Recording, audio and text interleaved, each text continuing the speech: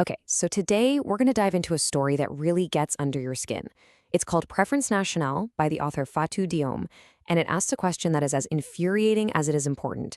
What happens when you do everything right? You get the education, you earn the degree, but none of it seems to matter because of the color of your skin.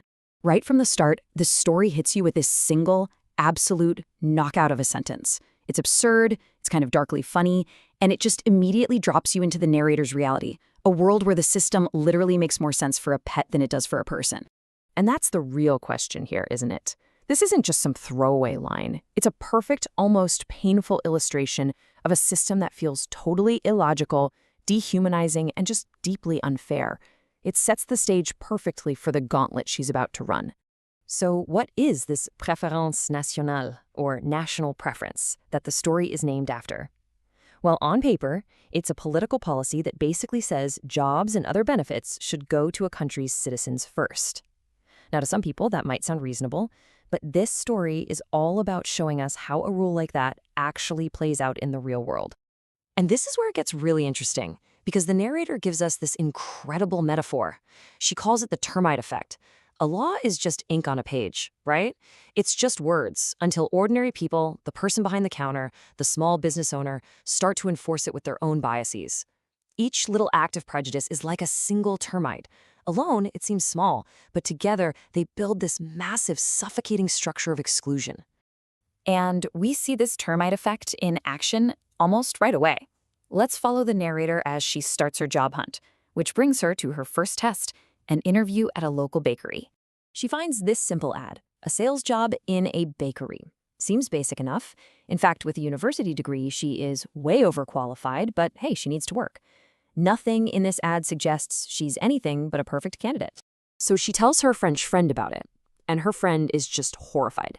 They have the same exact qualifications, but her friend, who is white, is training to be a teacher and just can't wrap her head around why the narrator would even consider selling bread. And this moment just brilliantly illustrates the massive gap between their two realities.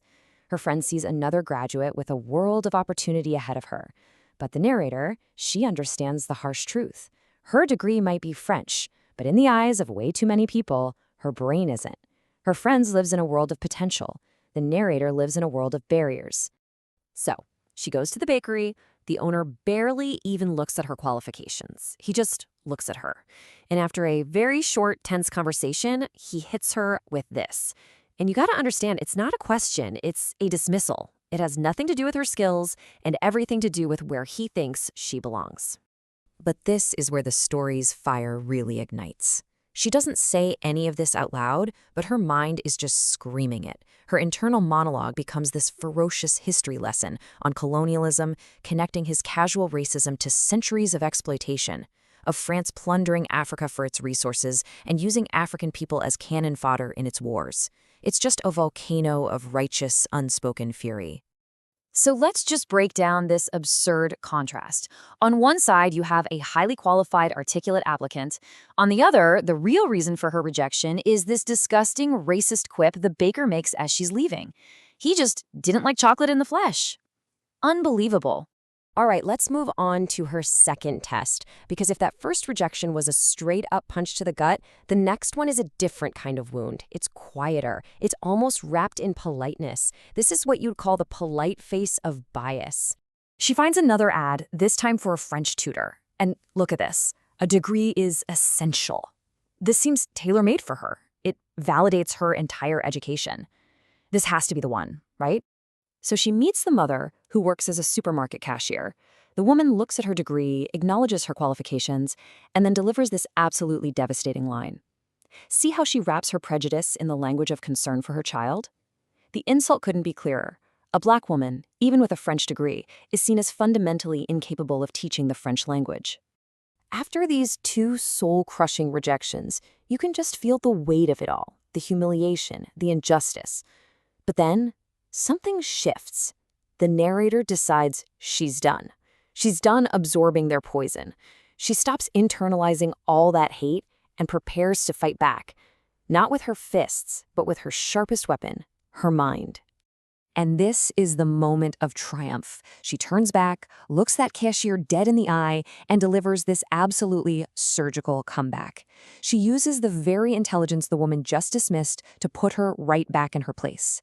It's just a stunning reclamation of her dignity and her power. The cashier, totally stunned and furious that she's been intellectually outmatched, just resorts to the oldest, ugliest insult in the book. Go back to your jungle. But the narrator is ready for it. She doesn't just block the insult, she catches it and throws it right back with incredible wit. She flips this hateful stereotype into a slick modern jab about a wellness retreat, leaving the woman speechless and red-faced. And in that moment, this is her reflection. While the cashier's face turns beet red with rage and embarrassment, the narrator observes that her own skin doesn't betray her. It's a really profound statement about keeping your grace and integrity when you're faced with pure ugliness. So where does all this leave us? Well, the story's brilliant conclusion ties these deeply personal, painful encounters right back to that big idea we started with, Préférence Nationale. And here it is, the final, brutal gut punch. The narrator, in an act of friendship, passes the tutoring job info to her white college friend. And what happens? The very next day, her friend calls, overjoyed to thank her. She got the job, on the spot. The system, it worked exactly as it was designed to.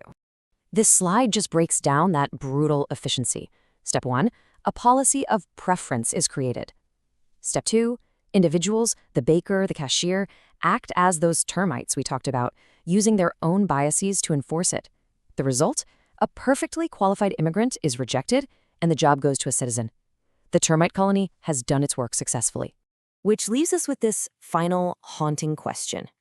Fatou Diom's story isn't just a story, it's a mirror held up to the world, forcing all of us to ask, in a system built on preference and prejudice, what is a degree actually worth? At what point does who you are completely eclipse everything you know?